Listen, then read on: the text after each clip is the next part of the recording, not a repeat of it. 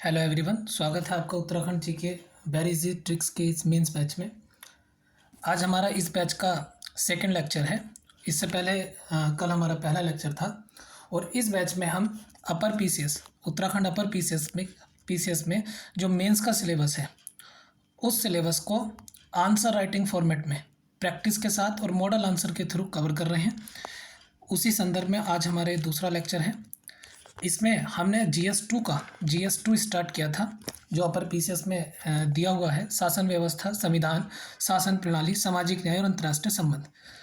तो इसकी हम यूनिट 1 कर रहे थे। यूनिट 1 में जो हमें टॉपिक्स दिए गए हैं: ऐतिहासिक आधार, विकास, विशेषताएं, संशोधन, महत्वपूर्ण प्रावधान और बुनियादी संरचना।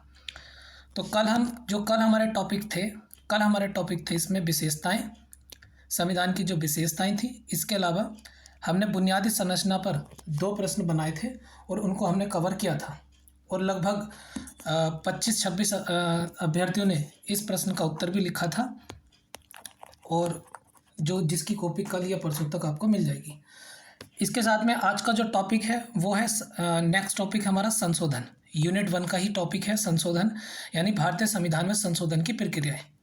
तो इससे संदर्भ में हमने कल इसके क्वेश्चन आपको दे दिए थे, जिसका जो सॉल्यूशन है वो हम इस वीडियो में कराएंगे। जैसे पेपर 2 में आप देख सकते हैं, पेपर 2 सामान्य अध्ययन 2 GS2 अपर पीसीएस का। तो हम ये वाली यूनिट कर रहे हैं। इसमें हमारा ये टॉपिक कंप्लीट हो गया है, बेसिक स्ट्रक्चर का, और साथ में हमारा विशेषताएं का टॉपिक भी कंप्लीट हो गया है। आज का जो टॉपिक है वो है संशोधन। चलिए देखते हैं। जैसे कल हमारा टॉपिक था संविधान की विशेषताएं, संशोधन, बुनियादी संरचना। ये हमारा ग्रुप है जिसमें क्वेश्चन दिए जाते हैं और साथ ही साथ बच्चे इसमें अपने जो आंसर है उसको सबमिट करते हैं। तो कल का हमारा टॉपिक था भारतीय संविधान की विशेषताएं और बुनियादी संरचना। उससे संबंधित हमने 2 प्रश्न बनाए थे और ये 2 प्रश्न कल हमारे कंप्लीट हो गए थे। इसके बाद आज हमारा जो प्रश्न है, कल हमने प्रश्न दिए थे संशोधन से हमने 2 प्रश्न बनाए थे। पहला प्रश्न था भारतीय संविधान के अनुच्छेद 368 के अंतर्गत संशोधन प्रक्रिया की व्याख्या कीजिए। सामान्यतः संशोधन प्रक्रिया की आलोचना क्यों की जाती है, उसकी कमियां बतानी थी हमें, और 368 के अंतर्गत संशोधन प्रक्रिया की व्याख्या करनी है। और ये सवाल अपर पीसीएस 2016 के मेंस की परीक्षा में भी पूछा गया है। इसके साथ ही हमने दूसरा सवाल बनाया, भारतीय संविधान कठोरता और लचीलेपन के बीच संतुलन स्थापित करता है, टिप्पणी कीजिए। 10 मार्क्स का सवाल था, 150 शब्द। इसमें हमें 150 शब्दों में हमें इसे लिखना था।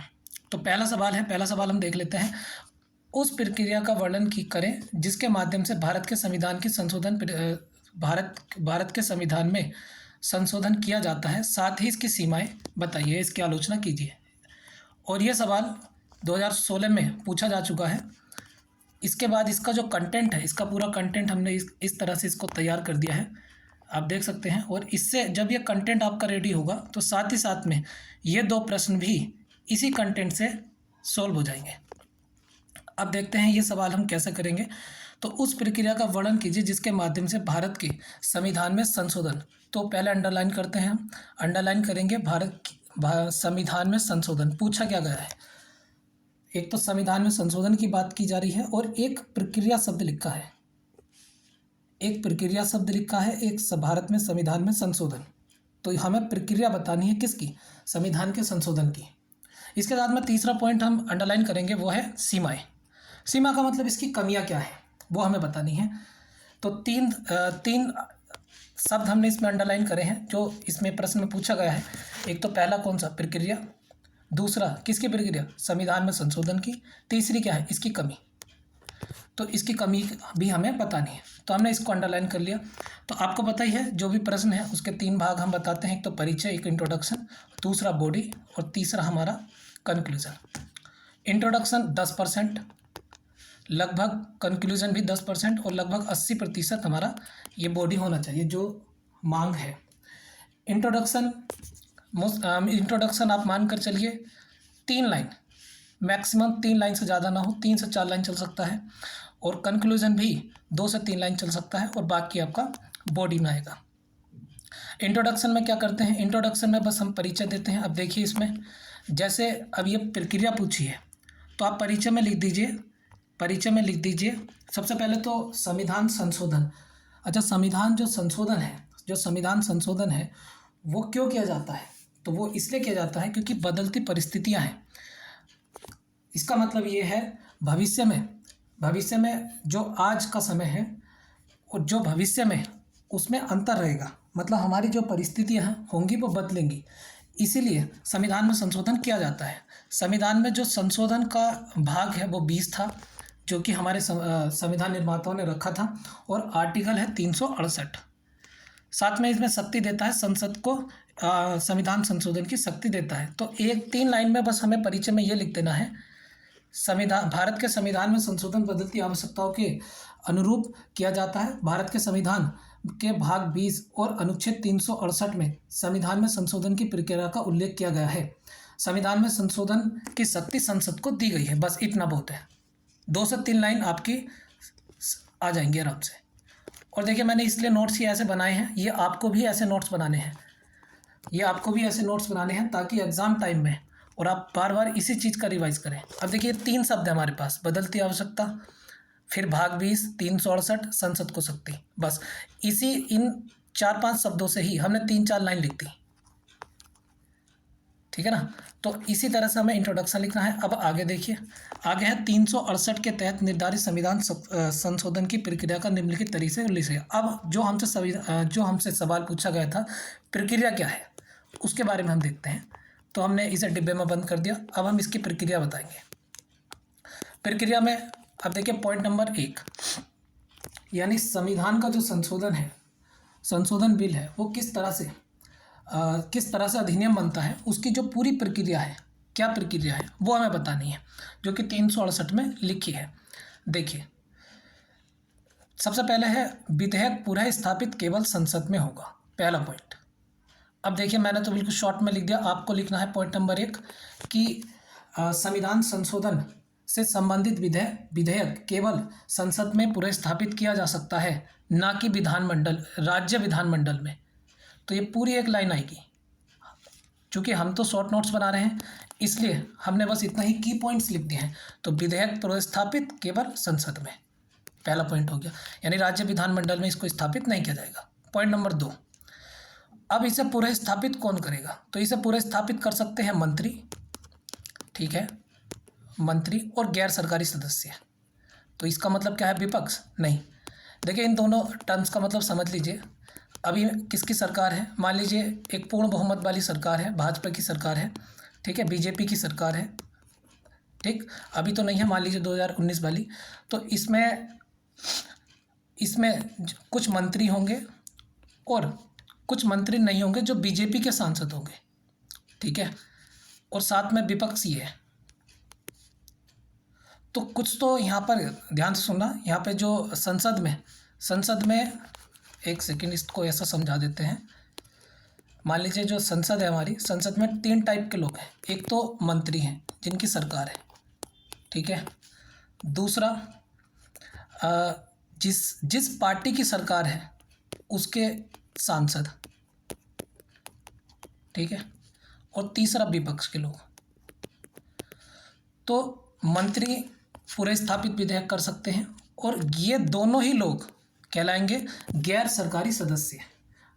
कभी कन्फ्यूज़न हो कि गैर सरकारी सदस्य का मतलब हो क्या विपक्ष के लोग? नहीं, इसका मतलब यह है इसे कोई भी पूरा स्थापित कर सकता है, यानी रख सकता है। तो मैंने तो ये शॉर्ट नोट्स में बनाया है, आपको ऐसे नहीं लिखना है। आपको क्या लिखना है? पूरी लाइन लिखनी है। पॉइंट नंबर 2, संविधान संशोधन। पॉइंट नंबर 2, संविधान संशोधन विधेयक को मंत्री अथवा गैर सरकारी सदस्य के द्वारा पूरा स्थापित किया जा सकता है। 2 पॉइंट हो गए हमारे, ठीक है। अगला पॉइंट, इसके बाद हमें जब हम ये विधेयक पूरे स्थापित करेंगे तो राष्ट्रपति की पूर्व मंजूरी की आवश्यकता नहीं है, ठीक है, इसको आप ध्यान रखेंगे। नेक्स्ट, अब हमने विधेयक पूरे स्थापित कर दिया, अब उसे पास कराने के लिए एक बहुमत की आवश्यकता होती है। अब ये थोड़ा सा आपको ध्यान से सुनना, ये बहुमत कैसे पास होगा? विशेष बहुमत। मान लीजिए 543 आपके संसद में लोग हैं, ठीक है, इसका 50% कितना हुआ? लगभग मान लीजिए 272, ठीक है, ठीक, इसका 50% कितना हुआ? 272, ठीक।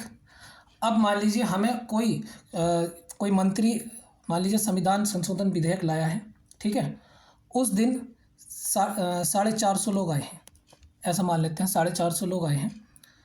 तो उस सदन में उस दिन 450 लोग आए हैं, तो उसका 2/3 निकालिए। तो 2/3 कितना होगा? 45 दूनी 90, 900, और 900 को अगर 3 से भाग करेंगे तो कितना आ जाएगा? 300 आ जाएगा। ठीक, 300। अब ये देखिए, मान लीजिए 450 लोग उस दिन संसद में प्रेजेंट हैं, ठीक है, और किसी मंत्री ने एक बिल लाया है कि जो कि संविधान संशोधन विधेयक है, ठीक। अब 450 में से अगर उस बिल पर 300 से ज़्यादा वोट पड़ते हैं, 450 में से यदि उस बिल पर 300 से ज़्यादा वोट पड़ते हैं, और साथ ही ये 300 वाली संख्या 272 से ज़्यादा होनी चाहिए। मैं फिर बता रहा हूँ, एक बार फिर सुने। देखिए, संविधान जो संशोधन विधेयक है वो विशेष बहुमत से पास होगा। जैसे 543 सदस्य हैं मान लीजिए, इसका 50% कितना हो गया? 272। यानी अगर संविधान संशोधन विधेयक पास करना है तो किसी भी हालत में 272 से ज़्यादा, यानी 50%, टोटल जो स्ट्रेंथ है उसका 50%, 272 से ज़्यादा वोट उसके पक्ष में होने चाहिए। तो पहली कंडीशन तो ये हो गई। अब हमने एक केस ले लिया, मान लीजिए 450 लोग उस समय उपस्थित थे और उनका 2/3 हमने निकाला 300, यानी जितने वोट डालेंगे जिस दिन आए हैं उसका 2/3 इतना होना चाहिए कि वो 272 से ऊपर हो। तो ऐसे हमने एग्जांपल ले लिया, 250 सदस्य हमारे उपस्थित थे, ठीक। तो इसका कम से कम 2/3 यानी 300 से ज़्यादा वोट डाले होने चाहिए, तभी ये बिल पास होगा। अब आप देख सकते हैं, इसको मैंने ठीक से समझाने की कोशिश की है। बाकी आप देखिए, इसके अगला क्वेश्चन भी इसी तरह से है, तो एक बार हम भी बता देंगे। तो विधेयक पारित होगा ये विशेष बहुमत से सदन की कुल सदस्य संख्या का 1/2, यानी कि जो टोटल स्ट्रेंथ है, जो 543 आप मान लीजिए, उसका 50% है 272, तो पक्ष में वोट डलने ही डलने हैं। इसके बाद जो वोट कर रहे हैं उनका 2/3 होना चाहिए, ठीक है। मुझे लगता है आपको समझ में आ गया होगा। इसके अलावा विधेयक दोनों सदनों में पारित होना अनिवार्य है। तो इसको हम कैसे लिखेंगे? लैंग्वेज में जब आंसर लिखेंगे, संविधान संशोधन विधेयक को दोनों सदनों में विशेष बहुमत द्वारा पारित होना आवश्यक है, ठीक है। ऐसे नहीं लिखेंगे शॉर्ट में। अब देखिए, जैसे धन विधेयक है, धन विधेयक में राज्यसभा में क्या है? 14 दिन का टाइम मांगते हैं, लेकिन इसमें ऐसा नहीं है। जैसे लोकसभा में विशेष बहुमत से पास हुआ है, ऐसे ही राज्यसभा में विशेष बहुमत से पास होगा। नेक्स्ट है इसमें 5वां, इसमें संयुक्त बैठक का प्रावधान नहीं है। तो ऐसे लिखेंगे, पूरा वाक्य क्या बनेगा? संविधान संशोधन विधेयक के लिए संयुक्त बैठक का प्रावधान नहीं किया गया है। नेक्स्ट, अगर मान लीजिए जो ऐसा कोई विधेयक है जो संघीय मामले से संबंधित है, ये तो कोई विधेयक है मान लीजिए संघीय मामले से संबंधित है, तो भारत में इस टाइम 28 राज्य हैं, ठीक है। तो उसके हाफ कितना हुआ? 14। तो लगभग 14 स्टेट राज्य विधानमंडल इस बिल को पास करेंगे, ठीक है। मान लीजिए कोई संघ से संबंधित है, तो पहली प्रक्रिया तो ये हुई, इस तरह से इसको राज्यसभा लोकसभा में पास किया जाएगा, और दूसरा इसके भारत के जो आधे राज्य हैं वो इसको पास करेंगे। नेक्स्ट, ठीक है। इसके बाद ये बिल कहाँ पहुँचेगा? राष्ट्रपति के पास पहुँचेगा। राष्ट्रपति ना तो इसे रोक सकता है, ना इसे पुनर्विचार के लिए वापस कर सकता है, और सहमति उसे 100% देनी होगी, और सहमति देने के बाद वह अधिनियम बन जाएगा। तो इस तरह से एक प्रक्रिया है, एक बार हम इसे दोहरा लेते हैं। ये पूरी प्रक्रिया 368 में दी गई है। पहला था हमारा, विधेयक पूरे स्थापित केवल संसद में किया जाएगा, राज्य विधानमंडल में नहीं। दूसरा, मंत्री और गैर सरकारी सदस्य, ये मैंने आपको जो टर्म आया था ये मैंने आपको बता दिया, मंत्री और गैर सरकारी सदस्य इसे पूरे स्थापित कर सकते हैं, राष्ट्रपति की पूर्व मंजूरी नहीं होती। इसके अलावा विधेयक पारित विशेष बहुमत से सदन की कुल सदस्य संख्या का आधा, और सदन में उपस्थित 2/3। इसकी ये मैंने आपको डिटेल में इसको बता दिया था। विधेयक दोनों सदनों में पारित करना अनिवार्य है, केवल लोकसभा में नहीं, राज्यसभा में भी इसी ही प्रक्रिया से यह पास होना चाहिए। संयुक्त बैठक का इसमें कोई प्रावधान नहीं है।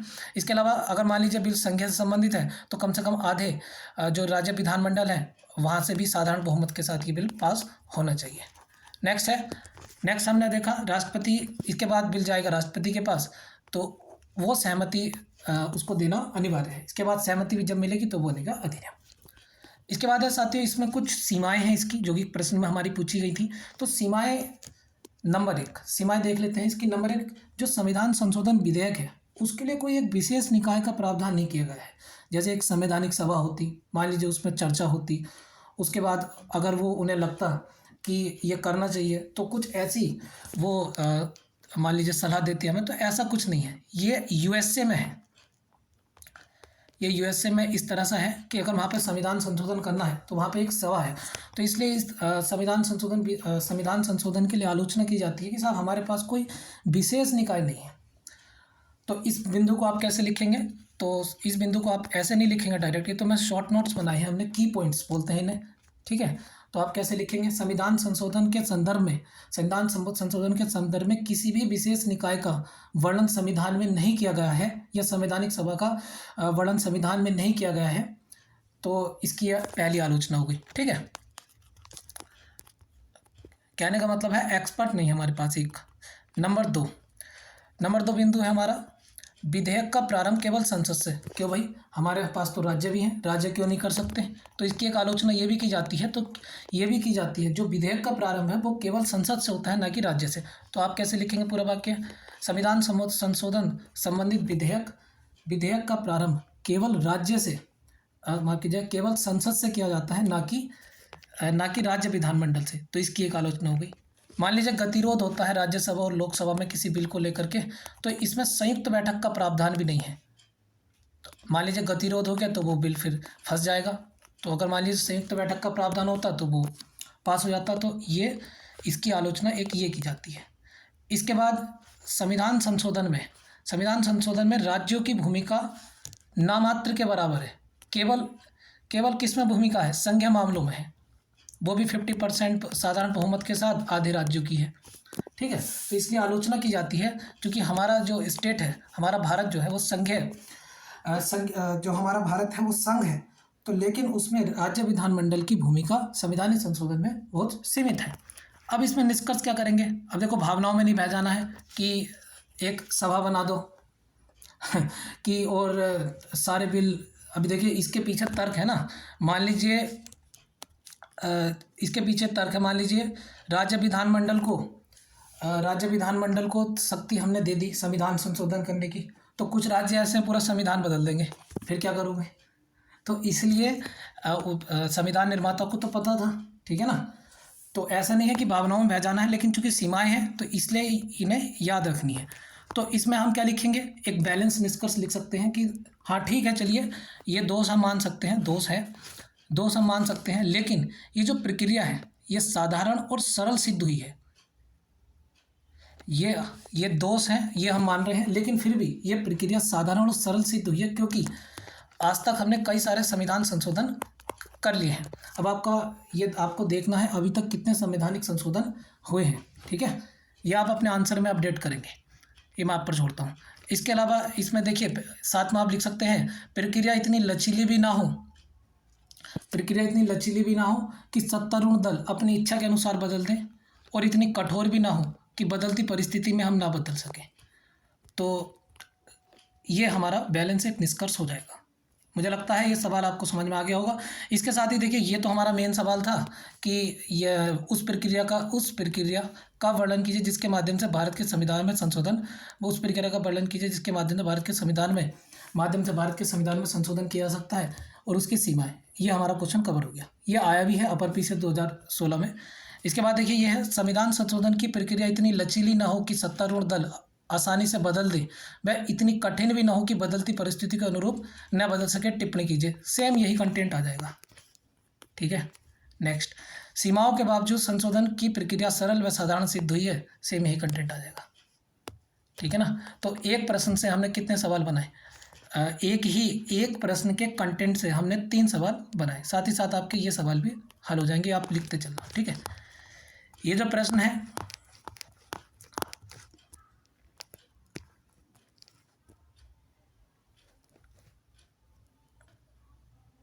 ठीक है। इसके बाद हमने इसको टाइपिंग भी इस क्वेश्चन की करा दी थी, ताकि अगर आप इसको PDF फॉर्म में रखना चाहें तो कुछ छात्रों को ऐसा भी पसंद आता है तो आप देख सकते हैं ये वही प्रश्न है। उस प्रक्रिया का वर्णन कीजिए जिसके माध्यम से संविधान संशोधन किया जाए, उसकी सीमाएं लिखिए।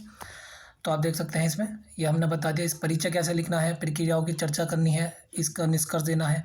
उत्तर हमने बता दिया। भारत का संविधान बदलती आवश्यकताओं के अनुरूप स्वयं को समायोजित करने के लिए संविधान संशोधन उत्पन्न करता है। संविधान के भाग 20 में अनुच्छेद 368 के तहत संविधान की प्रक्रिया संशोधन करने की शक्ति है। ठीक है। इसके बाद कुछ एक्स्ट्रा जानकारी है कि कुछ संशोधन 368 के बिना ही हो जाते हैं। इसके अलावा 368 के तहत इसके हमने तरीकों का उल्लेख बताया। पहला बताया था संविधान संशोधन केवल संसद में होता है, ये हमने बता दिया। विधेयक किसी भी मंत्री या गैर सरकारी सदस्य इस पर स्थापित कर देते हैं, लिखा हुआ है। इस विधेयक को प्रत्येक सदन के विशेष बहुमत से पारित करते हैं, ये हमने बताया था आपको। और इसका जो बहुमत है वो भी मैंने ठीक से समझा दिया कि इस बहुमत को कैसे पास करते हैं। प्रत्येक सदन को बहुमत को पृथक रूप से पारित करना अनिवार्य है, ये हमने बता दिया था। यदि कोई विधेयक संघीय प्रावधान में संशोधन से संबंधित है तो राज्यों के विधानमंडल में साधारण बहुमत को पारित होना चाहिए, ये बता दिया था।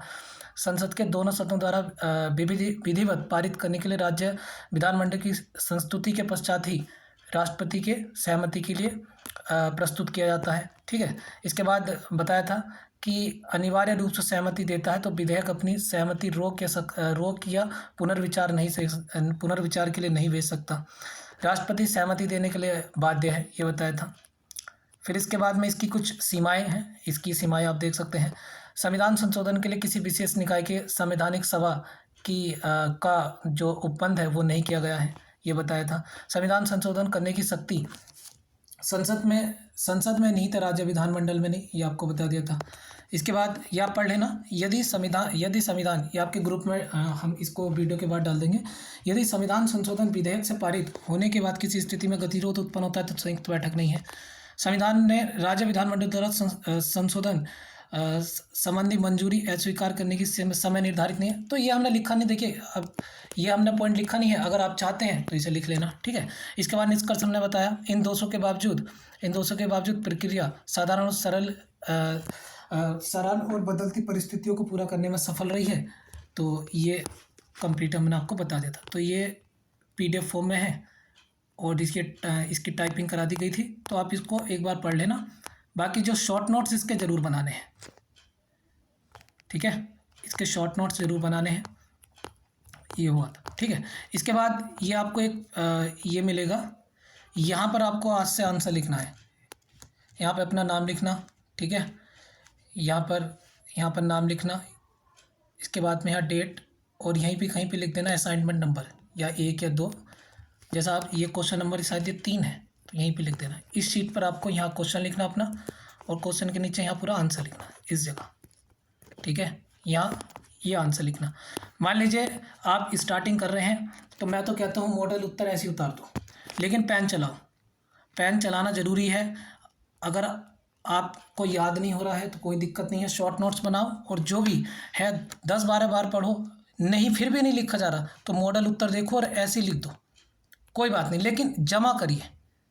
जमा ज़रूर करना है, वरना इस बैच में रहने का कोई फ़ायदा नहीं है, ये आप ध्यान रखना। नेक्स्ट क्वेश्चन देख लेते हैं।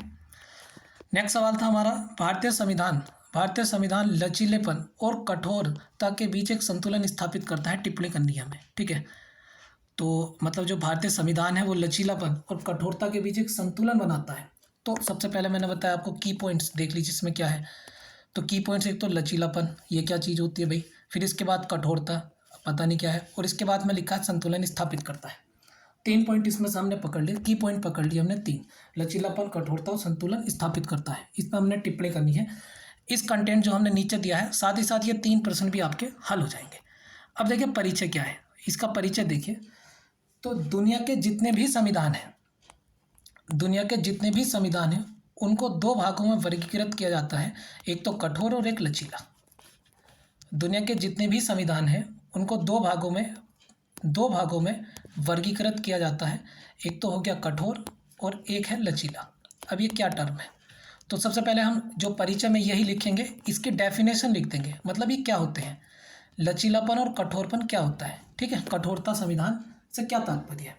तो इसमें देखिए जो दुनिया के संविधान है 2 भागों में वर्गीकृत करते हैं, कठोर और एक लचीला। ठीक है। कठोर संविधान उस संविधान को कहते हैं जहाँ पर संशोधन की प्रक्रिया संविधान को संशोधन करने की प्रक्रिया कठिन होती है, ठीक है। और लचीलापन उसे कहते हैं जहां संविधान संशोधन करने की प्रक्रिया सरल होती है। तो बस इंट्रोडक्शन में हम यही लिख देंगे कि दुनिया के संविधानों को, या दुनिया में जितने भी देश हैं, दुनिया के संविधानों को दो भागों में वर्गीकृत किया जाता है, कठोर संविधान, लचीला संविधान। फुल स्टॉप लगा दीजिए। कठोर संविधान उस संविधान को कहते हैं जिसमें संशोधन करने की प्रक्रिया कठिन होती है, जैसे यूएसए मैंने आपको पिछले क्वेश्चन में ही बताया था कि यूएसए में क्या प्रक्रिया है, एक संवैधानिक सभा के पास जाता है, ठीक है, जैसे यूएसए। इसके साथ ही लचीला संविधान उसे कहते हैं जहां संशोधन की प्रक्रिया सामान्य कानून की तरह होती है या आसान होती है, जैसे ब्रिटेन, ठीक है ना। और भारत में क्या है, दोनों के बीच में, यानी कठोर भी है और लचीला भी, ये हमें सिद्ध करना है। तो इंट्रोडक्शन में तो हमने डेफिनेशन दे दी कठोर और लचीला संविधान क्या है, ठीक है, मुझे लगता है समझ में आ गया होगा। तो आप इंट्रोडक्शन बिल्कुल इसी तरह से आप नोट्स बनाइए, ठीक है। अब देखिए हमसे पूछा क्या गया है, हमसे पूछा गया संतुलन स्थापित करता है। तो सबसे पहले हम यही बॉडी स्टार्ट करेंगे, इसकी एक डिब्बे में बंद करेंगे। ये 2 से 3 लाइन का आपका इंट्रोडक्शन बहुत होगा। इसके बाद बॉडी देखिए, भारतीय संविधान लचीलेपन और कठोरपन के बीच संतुलन स्थापित करता है। जैसे अब देखिए, हमें बताना है कि भारत का जो संविधान है कठोर भी है, लचीला भी है, ये सिद्ध करके दिखाना है। तो हमने लिखा है नंबर 1, कुछ प्रावधान। तो जो कुछ प्रावधान है, पहली बात तो मैंने पीछे ही आपको बता दिया था, 368 के तहत ही हम संविधान संशोधन की जो प्रक्रिया है वो दी हुई है। तो उसमें कुछ प्रावधान उसके अंतर्गत विशेष बहुमत, अब मैं इसको नहीं बताऊंगा, इसको हमने पहले ही चर्चा कर ली है। विशेष बहुमत, उपस्थित मतदान करने वालों का 2/3 बहुमत और टोटल संख्या का 50%, इस टोटल संख्या का 50%। कुछ प्रावधान तो हमारे ऐसे पास होते हैं संविधान संशोधन विधेयक के माध्यम से, जैसे फंडामेंटल राइट। अब देखिए इसमें मैं आपको बता दूं, चलिए एक बार और जल्दी बता देते हैं इसे। ये था, मान लीजिए विशेष बहुमत का मतलब क्या है, मान लीजिए 543 टोटल स्ट्रेंथ है, तो इसका 50% का जो भी विधेयक हम पास करेंगे, कम से कम 50% तो उसके बिल के पक्ष में मतदान होना ही चाहिए, यानी लगभग 272, ठीक है। और मान लीजिए 450 व्यक्ति उस किसी दिन, जिस दिन ये विधेयक पारित होना है, 450 व्यक्ति आए हैं, ठीक, उसका 2/3 होता है 300। तो इसका मतलब ये है, जो 450 व्यक्ति हैं, 450 व्यक्ति में से कम 300 से अधिक लोगों ने उसके पक्ष में मतदान करना है, ठीक है। और वोट जो टोटल मतदान है 272 से ज़्यादा होना चाहिए, तब ये बिल पास हो पाएगा, ठीक है। ये पीछे भी मैंने इसको बताया था। इसके अलावा विशेष बहुमत हो गया। विशेष बहुमत उपस्थित मतदान करने वालों का 2/3 बहुमत और टोटल संख्या का 50%। एक एग्जाम्पल भी लिख देंगे, जैसे फंडामेंटल राइट, यहाँ पर है मूल अधिकार। आप क्वेश्चन ऐसा मत लिखना, मतलब सॉरी आंसर जब आप लिखें FR मत लिख देना, काट के मिलेगा 0। ये तो शॉर्ट नोट्स है हमारे, आपको लिखना है मूल अधिकार, ठीक है। और EX नहीं, उदाहरण में ऐसे लिख सकते हैं, ठीक है ना। चलिए नेक्स्ट। तो पहला हमने ये बताया, एक कुछ प्रावधान तो ऐसे हैं। नंबर 2, कुछ प्रावधान है 368 के तहत, मान लीजिए संघीय मामला है, कोई एक संघ का मामला है, तो संसद के विशेष बहुमत, सेम टू सेम ये वाला, संसद के विशेष बहुमत ये वाला, प्लस राज्य विधानमंडल का हाफ, यानी टोटल जितने भी राज्य विधानमंडल हैं उनका आधी जो विधानमंडल है उनकी सहमति आवश्यक है। और ये मैंने आपको पिछले क्वेश्चन में भी ये बताया था। तो ये प्रावधान आपको कैसे लग रहे हैं, क्या आसान है? नहीं, ये प्रावधान क्या है, बहुत कठोर है, दोनों प्रावधान, ठीक है। तो इसे हम कहेंगे यहाँ पर क्या है, ये कठोर संविधान को दिखा रहा है, ठीक। ये हमने दर्शा दिया कि भारत का जो संविधान है एक कठोर संविधान को दिखा रहा है। हालांकि अब कुछ प्रावधान ऐसे हैं जो संविधान संशोधन कर सकते हैं, जैसे इसका एग्जाम्पल हम लिख सकते हैं, संघ और राज्य की कार्यकारी शक्ति का विस्तार। अब जैसे कुछ प्रावधान है हमारे जो 368 के तहत नहीं आते हैं, और लेकिन हमारे सामान्य विधेयक की तरह हम संशोधन कर सकते हैं, जैसे 50% मतदान कुल, जैसे नए राज्यों की स्थापना। तो ये क्या दिखा रहा है, ये नीचे वाला पॉइंट, तीसरा पॉइंट दिखा रहा है हमारा संविधान क्या है, लचीला है, ठीक है। तो इसलिए हम कह सकते हैं हमारा जो संविधान है वो लचीला है।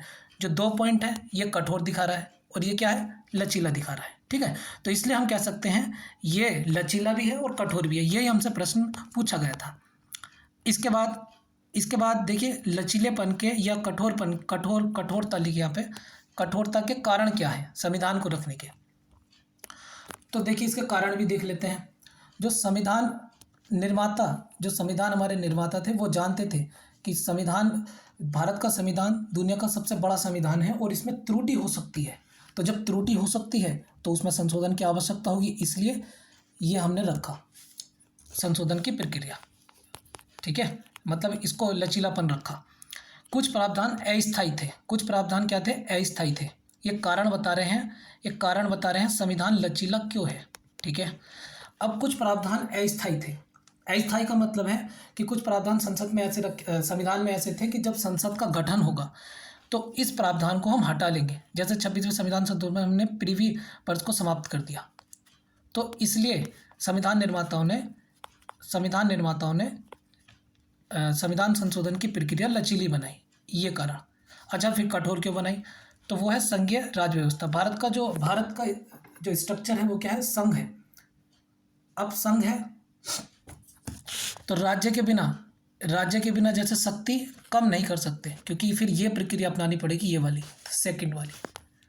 तो इसलिए यह कठोर संविधान है। तो हमने यहाँ देखिए सिद्ध कर दिया कि अब हमने ये भी हमने बता दिया कि लचीलापन और कठोरपन या कठोरता संविधान निर्माताओं ने क्यों अपनाई थी। ठीक है, ये आपको बता दिया। इसके अलावा देखिए सवाल तो पूरा हो गया। इसके अलावा देखिए नेक्स्ट है निष्कर्ष इस पे। तो निष्कर्ष एक बैलेंस निष्कर्ष होता है। ऐसा संतुलन भारतीय संविधान को एक जीवन दस्तावेज बनाता है जो बदलते समय के साथ साथ प्रतिक्रिया करता है एवं विकसित एवं संपन्न भारतीय लोकतंत्र को सुनिश्चित करता है। तो इसका एक सिंपल सा निष्कर्ष हो गया। तो इसी के साथ साथ देखिए इसी कंटेंट के माध्यम से भारत के संविधान एक जीवन दस्तावेज है, सेम ये कंटेंट आ जाएगा। भारतीय संविधान के लचीले कठोरपन के क्या कारण थे, मैंने इसके नीचे उसको लिख दिया है। 368 के तहत विशेष बहुमत कौन से है, विस्तार से बताइए। तो देखिए 4 सवाल इसके भी हल हो गए। तो दो प्रश्नों के कंटेंट से 3 उधर और 4 इधर, तो ये हो गए 7 सवाल आपके हल। और कल हमने करे थे 2 प्रश्नों से 5 4 9 सवाल। 9 और 7 कितने हो गए? 16 सवाल। 4 क्वेश्चन से हमने 16 सवाल बना लिए। ठीक है, चलिए नेक्स्ट। ये सवाल आपका पूरा हो गया। इसके बाद इसी सवाल को आपको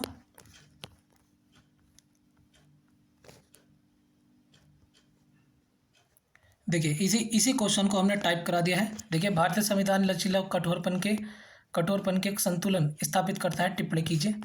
तो इसके बाद में देखिए ये आप पढ़ लेना, इसको पीडीएफ हम दे देंगे ग्रुप में। दुनिया भर के संविधान को कठोर संविधान में कठोर और लचीलेपन संविधान में वर्गीकृत किया गया है। एक कठोर संविधान वह है जिसमें संशोधन की प्रक्रिया विशेष प्रक्रिया आवश्यकता होती है। उदाहरण के लिए अमेरिका का संविधान, ये आपको ऊपर बता दिया हमने। दूसरी ओर एक लचीला संविधान जिसमें संशोधन की प्रक्रिया हो, वह आम कानून के जैसे संशोधन कर सकते हैं, जैसे ब्रिटिश संविधान। ठीक है, इसके अलावा भारत में क्या है, इसके बीच में संतुलन है। तो हमने बताया कुछ प्रावधान ऐसे हैं जो कठोर हैं, जैसे ये प्रावधान क्या था, कठोर था। ठीक है, दूसरा पॉइंट क्या है, ये कठोर है, देख सकते हैं। 368 के अंतर्गत कुछ प्रावधानों संसद के विशेष बहुमत द्वारा संशोधित किया जा सकता है, अर्थात दोनों सदनों में विशेष बहुमत और मतदान में भाग लेने वाले सदस्यों को 2/3 बहुमत एवं प्रत्येक सदन में कुल सदस्यों का बहुमत 50% से अधिक। उदाहरण के लिए ये देखिए ये मूल अधिकार है, ये टाइपिंग मिस्टेक है, ये मूल अधिकार है, इसको ठीक कर लेना, मूल अधिकार है। ठीक है, यही मैंने आपको ऊपर एक्सप्लेन किया है। नेक्स्ट लिखा है 368 में संसद के विशेष बहुमत कुल राज्य के आधे राज्यों के अनुमोदन से कुछ अन्य विषय भी संशोधन किए जा सकते हैं। ये तो और भी कठिन हो गया, जैसे हमने बताया संघ और राज्य कार्यकारी शक्ति का विस्तार। नेक्स्ट था संविधान के कुछ ऐसे प्रावधान हैं जो 368 के अंतर्गत भी नहीं आते और सामान्य कानून की तरह पास हो जाते हैं। तो ये क्या हो गया, लचीला हो गया। ठीक है, फिर इसके बाद हमने बताया इसके कारण। हमने बता दिया ना, दुनिया के संविधान तो 2 भागों में बटे हुए हैं, लेकिन हमारा संविधान दोनों के बीच संतुलन करता है, ये कठोर और ये लचीला। ठीक है, इसके बाद में इसके कारण हमने बता दिए थे आपको। ठीक है, इसके कारण हमने आपको बता दिए थे कि त्रुटि संशोधन की आवश्यकता सामने आ सकती है। ठीक है, इसके अलावा ये संविधान में कुछ अस्थायी प्रावधान भी थे, ये आपको बताया था ऊपर। ठीक है, इसके अलावा ये बताया था संघ, ये कठोर हमने इसलिए रखा क्योंकि ये संघ है। ठीक है, इसके बाद इसका निष्कर्ष आ गया। ठीक, ये प्रश्न आपको यहाँ पर इस प्रश्न को लिखना, यहाँ अपना नाम लिखना। ठीक है, असाइनमेंट नंबर मेरे ख्याल से 4 आ जाएगा ये। ठीक, इसके बाद आप कल तक इसको भेज देना। ठीक, यहाँ पर आप 2 पेपर में आप क्वेश्चन लिख सकते हैं। ठीक है, और कल मुझे लगता है 22 से शायद 24 बच्चों ने आंसर लिखा है, लेकिन सभी अभ्यर्थी आंसर जरूर लिखें। देखिए, शुरू में हो सकता है कि आंसर आप कोई क्वेश्चन कहाँ से शुरू करें, कहाँ ख़त्म करें। देखिए, ये सभी के साथ होता है। मैं तो कहता हूँ अगर कुछ समझ में नहीं आ रहा ना, तो जो मॉडल आंसर हमने दिए हैं, ना, वही उतार दो। कुल मिला के बात यह है, पेन चलाना है। ठीक है, कुल मिला के बात यह है, पेन चलाना है और बस लिखिए। अभी आपको, जैसे अभी आप आंसर लिख रहे हैं, ठीक है, मैं तो कहूँगा कि अभी जो आप आंसर लिख रहे हैं, तो वो एक पेपर जो आप 2-3 पेपर अभी उसके साइड में रखना। इसको मतलब कहीं पता चला आपने इधर उधर कर दिया, और उसके बाद 1 महीने बाद आप देखना कितना सुधार आ गया है, ये आपको पता भी नहीं चलेगा। पेन जरूर चलाना है। ठीक है, ये आपको याद रखना है, पेन जरूर चलाना है। मैं बार बार कह रहा हूँ, नहीं तो इस बैच का कोई फ़ायदा नहीं होगा। और देखिए, इस बैच में आप देख सकते हैं, हम टॉपिक वाइज, यानी एक टॉपिक से जितनी यूनिट वाइज, हम इस बैच में क्या है, यूनिट वाइज हम चल रहे हैं। और यूनिट वाइज जितने भी टॉपिक हैं, जितने भी संभावित प्रश्न बन सकते हैं और जो आए हुए हैं, उन पर हम चर्चा कर रहे हैं। मुझे लगता नहीं है कि ऐसा कहीं भी होता होगा, तो इसका आप लाभ उठाएं। एक भी बच्चा, मान लीजिए कोई कारण है, कुछ काम पड़ गया है तो बात अलग है, लेकिन कम से कम इस बैच के लिए आप 1 घंटा तो दे ही सकते हैं। लगभग 3 दिन तक अगर किसी ने आंसर नहीं लिखा, तत्काल प्रभाव से ग्रुप से उसे बाहर कर दिया जाएगा। आप ध्यान रखें इस बात का। और डेली आपको आंसर लिखना है, और इसके साथ ही साथ में इसके शॉर्ट नोट्स बनाते चल रहे हैं जो हमने बनाए हैं। देखिए, लास्ट में यही याद आना है आपको, लास्ट में आपको यही याद आना है। ये देखिए, ये जो नोट्स हैं, अब आपको देखिए एकदम आपको पूरा क्वेश्चन याद आ जाएगा। ठीक है, ये देखिए, ये शॉर्ट नोट्स, साथ में शॉर्ट नोट्स बनाते चलिए, साथ में आप ये आंसर लिखते चलिए। और मुझे लगता है पूरे बैच में हम अगर पूरा सिलेबस हम इसको कवर करते हैं, जीएस के 6 पेपर को, तो लगभग 800 प्रश्नों में ये कवर हो जाएगा। और हर प्रश्न से मैं लगभग 3 से 4 प्रश्न बना रहा हूँ, ऑन एन एवरेज 3 प्रश्न, तो हमारे होगा 2400 प्रश्न के उत्तर आपके पास होंगे। अब आप लगा लीजिए। बट डेली आपको क्या करना है, इसमें डेली आपको एक आंसर लिखना है। देखिए, जिनकी तैयारी नहीं है, जिनकी तैयारी कम है, तो वो पहले इस वीडियो को देखें, उसके बाद लिखें। ठीक है, और जिनकी तैयारी है वो पहले आंसर लिखें, उसके बाद वीडियो देखें। अब लगभग मान लीजिए 2400 प्रश्न आपके तैयार हो जाएंगे मेंस में, तो आप सोच सकते हैं कितने, इससे बाहर क्या ही जाएगा। ठीक है, तो अंत में बार बार मैं आपसे कह रहा हूँ कि क्वेश्चन जरूर लिखिए, उसी से ही आपका फ़ायदा होगा। अदरवाइज़ ये बैच आपके लिए बिल्कुल भी बेनिफिशियल नहीं रहेगा। ठीक है, चलिए, बाकी आज का जो उत्तर है, आज के उत्तर आप कल 5 बजे तक भेज सकते हैं, 6 बजे तक भेज सकते हैं। और 6 बजे के बाद यदि कोई अभ्यर्थी उत्तर भेजता है तो उसका उत्तर चेक नहीं होगा। और हाँ, ये ध्यान रखें कि उसमें नाम जरूर लिखते हैं। ठीक है, और कितने ही नंबर आए उससे मतलब नहीं है, बस अगर आप इंट्रोडक्शन भी लिखेंगे ना, तो हमें खुशी है। अगर आपने मान लीजिए इंट्रोडक्शन भी लिख दिया ना, मतलब हमें खुशी इस बात की, आपने कम से कम पेन तो उठाया। तो चलिए, आज के लिए इतना ही रखते हैं। कल के जो क्वेश्चन है वो हम कल दे देंगे। पहली यूनिट, अभी तो पहली यूनिट चलेगी। ठीक है, 2-4 दिन, उसके बाद लगभग पॉलिटी के लगभग 60 से 70 प्रश्न हमें करने हैं। ठीक है, और एक प्रश्न से हम लगभग 4 प्रश्न बना ही रहे हैं, 3, तो देख लीजिए 200 प्रश्न तो पॉलिटी से ही हो गए। ठीक है, साथ में लोअर पीसीएस में भी ये पॉलिटी दे रखी है, काफ़ी सारा उसमें लिखा है, तो वो भी अपने आप कवर हो जाएगा। ठीक है, चलिए, बहुत बहुत धन्यवाद, और मेहनत करते रहिए। और मुश्किल से आपको इसमें 1.5 घंटा देना है। क्या करना है, शॉर्ट नोट्स, वीडियो और आंसर। बाकी जो हम आपका आंसर चेक करके देंगे वो आपको देना है। ठीक है, चलिए, बहुत बहुत धन्यवाद।